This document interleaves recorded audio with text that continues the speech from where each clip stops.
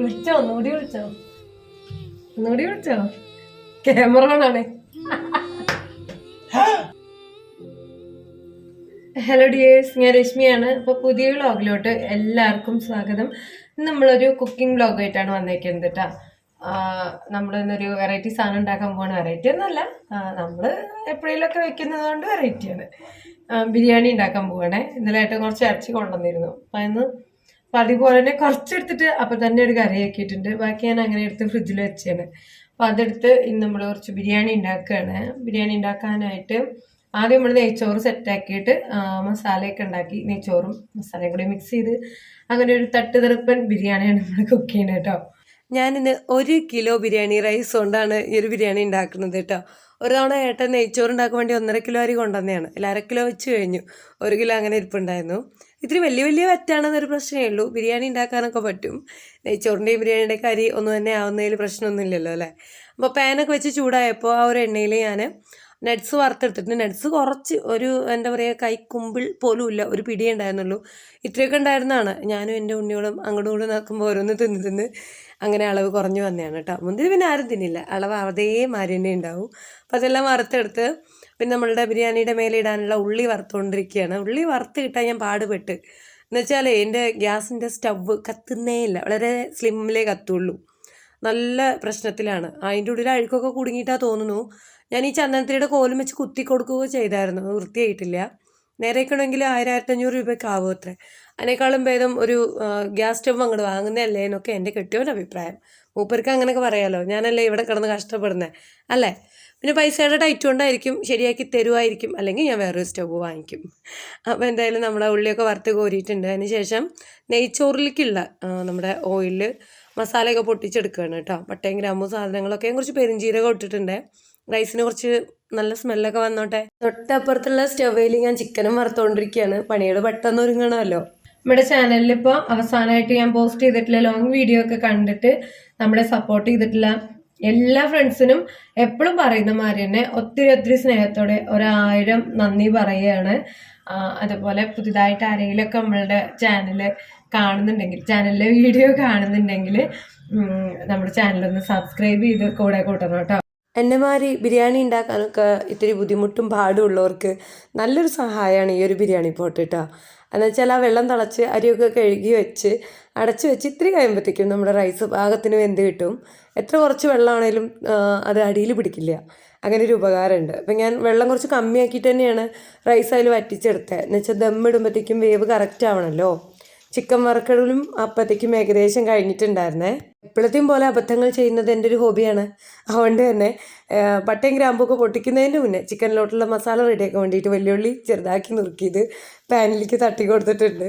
അപ്പോൾ പിന്നെ ഉള്ളിയൊക്കെ ഒരു അരികിക്ക് നീക്കി വെച്ചിട്ട് എണ്ണ ഇങ്ങനെ ഊറ്റിയെടുത്ത് അതിലോട്ട് നമ്മുടെ പട്ടയും ഗ്രാമ്പും സാധനങ്ങളൊക്കെ പൊട്ടിക്കുകയാണ് കേട്ടോ. ബിരിയാണി ഉണ്ടാക്കുമ്പോഴേ എളുപ്പമാവാൻ ഏറ്റവും നല്ലൊരു ടിപ്പാണ്, ബിരിയാണി ഉണ്ടാക്കാൻ ആവശ്യമുള്ള എല്ലാവിധ സാധനങ്ങളും നമ്മളുടെ ആ ഒരു സ്റ്റവിൻ്റെ 4 പുറം അല്ലെങ്കിൽ അടുപ്പിൻ്റെ 4 പുറം ഇങ്ങനെ വെക്കുക. അതാണ് ഏറ്റവും എളുപ്പം ഉണ്ടാക്കാനുള്ള ഒരു ടെക്നിക്ക് കേട്ടോ. അപ്പോൾ അതിന് വേണ്ടിയിട്ട് ഞാനിതുമാതിരി എല്ലാ സംഭവങ്ങളും സ്റ്റവിൻ്റെ 4 അരികിൽ തന്നെ കയ്യെത്താതെ ദൂരത്ത് തന്നെ വെച്ചിട്ടുണ്ട്. ഇഞ്ചി വെളുത്തുള്ളിയൊക്കെ പിന്നെ ഞാൻ ഓൾറെഡി ഇതുമാതിരി ചതച്ച് ഒരു ഡപ്പയിലാക്കി വെക്കുന്നതാണ്. അതുകൊണ്ട് നല്ല സുഖം നമുക്ക് ആവശ്യമുള്ളത് എത്ര വേണമെങ്കിലും തട്ടിയിട്ട് കൊടുക്കാൻ പറ്റും. അതുപോലെ തക്കാളി, മല്ലിച്ചപ്പ്, പച്ചമുളക് ചതച്ചത് എല്ലാം അവിടെ സെറ്റാക്കിയിട്ടുണ്ട് കേട്ടോ. അപ്പോൾ ഈ ഉള്ളി ഒന്ന് വഴറ്റി കിട്ടണമെങ്കിൽ ഇത്തിരി കൂടി എണ്ണ വേണം. അപ്പോൾ നമ്മൾ ആ ചിക്കൻ വറുത്ത ഓയിലില്ലേ അതാണ് പറഞ്ഞു കൊടുക്കുക. അപ്പോൾ ആ വറുത്ത ഇറച്ചിയുടെ ഒക്കെ ആ ഒരു ഫ്ലേവറും എരിവും എല്ലാ കാര്യവും ആ ഒരു ഓയിലുണ്ടാവും. അപ്പോൾ ഒരു ഇത്തിരി കൂടി ടേസ്റ്റ് ഉണ്ടാവും കേട്ടോ. അപ്പോൾ അതെല്ലാം ഒഴിച്ചു കൊടുത്തിട്ടുണ്ട്. അല്ല, എന്തൊക്കെ ആലഭാരം കൂട്ടിയാലും നമ്മളെ ബിരിയാണി എന്ന് പറഞ്ഞാൽ അത് നമ്മൾ വീട്ടിലുണ്ടാക്കിയ ബിരിയാണി എന്ന് വേറെ മനസ്സിലാവും. അങ്ങനെ പുറത്ത് ഹോട്ടലിൽ നിന്നും മേടിക്കുന്ന ബിരിയാണിയുടെ സ്മെല്ലും ഗുണമൊന്നും ഉണ്ടാവാറില്ല. എന്നാലും നമ്മളെ വീട്ടിലുള്ളവർക്കൊക്കെ ഇഷ്ടമാവും. എപ്പോഴേലൊക്കെ നമ്മൾ വെക്കുമ്പോൾ അതൊരു പൊലി തന്നെയല്ലേ. ലോങ് വീഡിയോ ഇപ്പോൾ ഞാൻ പോസ്റ്റ് ചെയ്തിട്ട് 1-2 ദിവസം ഗ്യാപ്പ് വന്നു കേട്ടോ.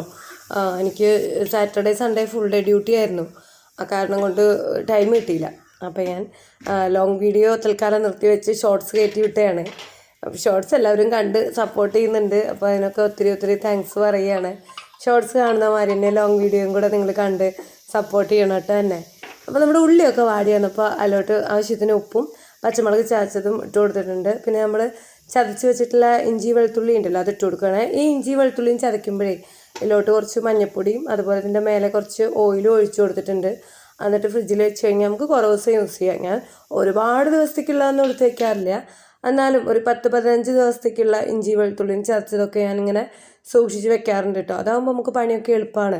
മസാല ഐറ്റംസ് അല്ലേ നമ്മൾ അധികവും കൂടുതൽ ഉണ്ടാക്കുക, ടിഫിനിക്കാണേലും ചോറിക്കാണേലും ഒക്കെ.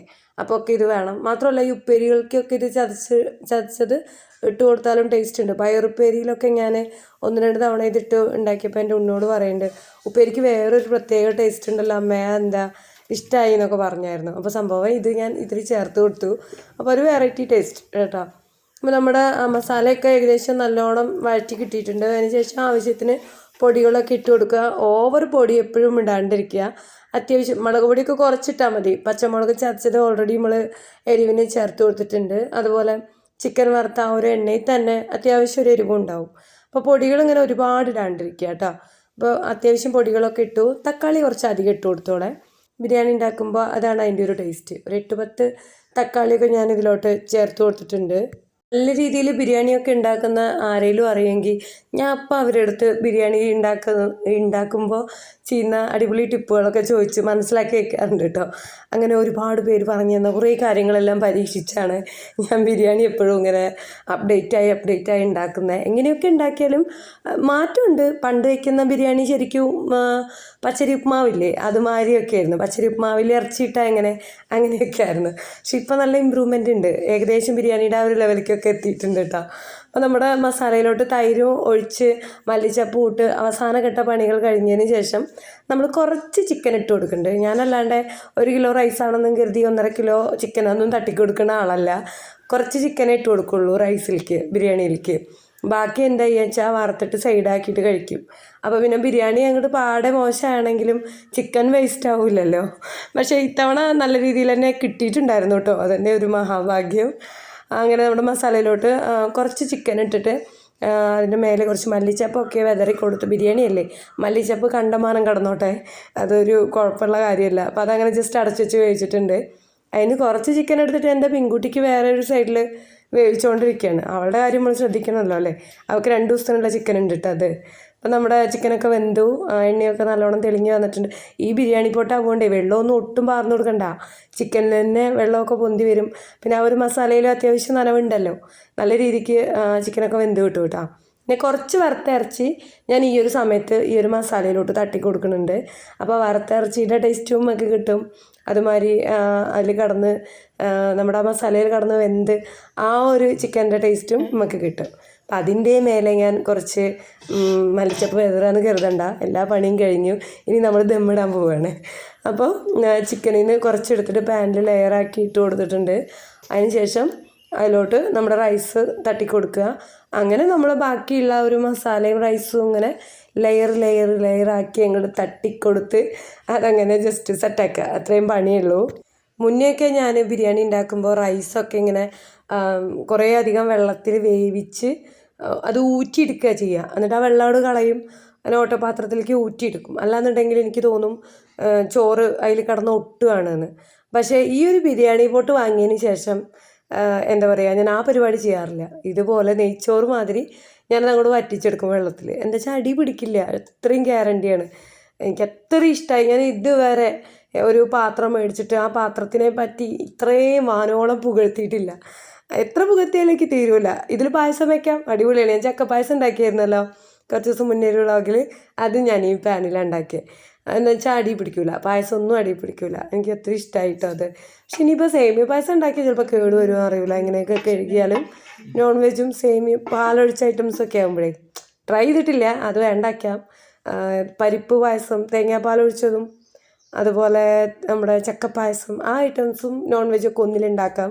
ഒരു കേടും വരില്ല. ഞാൻ വയറ്റി നോക്കിയതാ, അതുകൊണ്ടാണ് പറഞ്ഞേട്ടാ. നമ്മുടെ ബിരിയാണിയുടെ അവസാന ഘട്ട പണികളൊക്കെ തീർന്നിട്ടുണ്ട്. ലാസ്റ്റ് ലെയർ റൈസും കൂടി ഇട്ട് കൊടുത്തു. പിന്നെ മല്ലിച്ചപ്പ് കുറച്ച് നുറുക്കി വെച്ചതുണ്ടായിരുന്നു. അല്ലാണ്ട് ഇതിൻ്റെ മേലെ കൂടെ ഇനി ഒരുപാട് ഗാർണിഷ് ചെയ്യാനുള്ള ഐറ്റംസ് ഒന്നും ഉണ്ടായിരുന്നില്ല. നിങ്ങൾ കണ്ടല്ലോ, അണ്ടിപ്പരിപ്പൊക്കെ ആകെ കുറച്ചേ ഉണ്ടായിരുന്നുള്ളൂ. ഞാൻ അതൊക്കെ കുറേശ്ശെ ഉള്ളിക്കൂടെ തന്നെ തട്ടിക്കൊടുത്തിട്ടുണ്ട്. ബാക്കിയുള്ള നട്ട്സും അണ്ടിപ്പരിപ്പും ഞാനിതിൻ്റെ മുകളിൽ അങ്ങനെ വീശി കൊടുത്തിട്ടുണ്ട് കേട്ടോ, വെതറി കൊടുത്തിട്ടുണ്ട്. എന്നിട്ട് പിന്നെ നെയ്യ് ഉണ്ടായിരുന്നു ഇത്തിരി, അതും ഒഴിച്ചു കൊടുത്തു. അത്ര തന്നെ ഉള്ളൂ. പിന്നെ നമ്മൾ എല്ലാവരും ചെയ്യുന്ന മാതിരി എന്താ പറയുക, ഇതിന് മുകളിൽ അടപ്പ് വെച്ച് കനലൊക്കെ ഇട്ട് ആ തരത്തിലല്ല ഇത് ദമ്മിടണത്. ഏകദേശമൊക്കെ വെന്തതാണല്ലോ. പിന്നെ ഈ പാനാണെങ്കിലും അടി പിടിക്കും, ഈ പാനിൽ റൈസൊന്നും അടി പിടിക്കില്ല. അപ്പോൾ ഇത് സ്ലിമ്മിൽ ഒരു 2-3-4 മിനിറ്റ് അങ്ങനെ വെച്ചു. ഏകദേശം റൈസും നല്ല രീതിക്ക് വെന്തിട്ടുണ്ട്. ഒരുപാട് നേരം വെച്ച് കഴിഞ്ഞാൽ ഓവർ വേവാവും.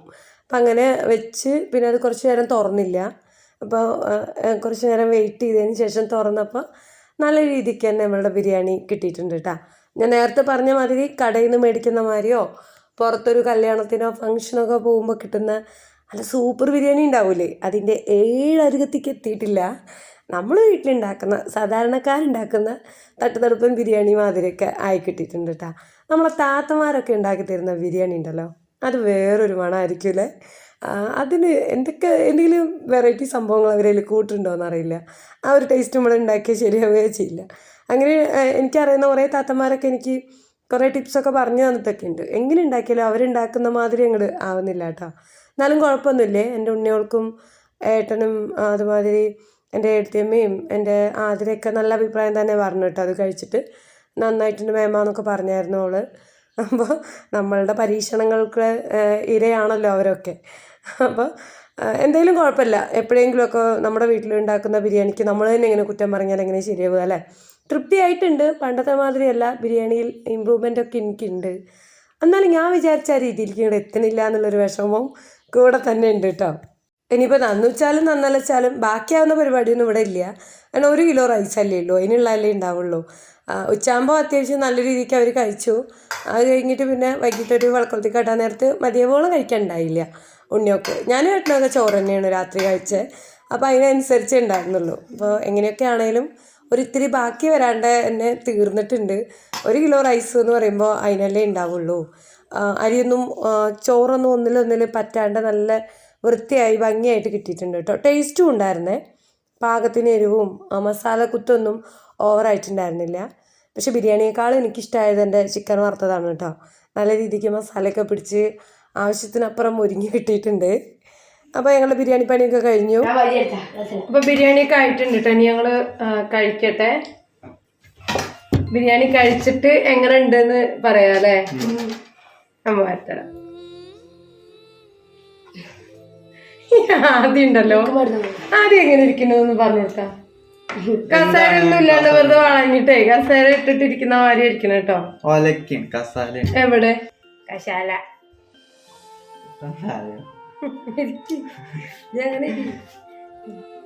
ഇനി പറ.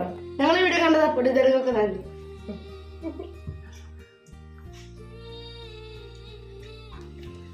അപ്പൊ നമ്മള് മുന്നേ പോസ്റ്റ് ചെയ്ത വ്ളോഗൊക്കെ കണ്ട് നമ്മളെ സപ്പോർട്ട് ചെയ്ത എല്ലാവർക്കും ഒത്തിരി ഒത്തിരി നന്ദി.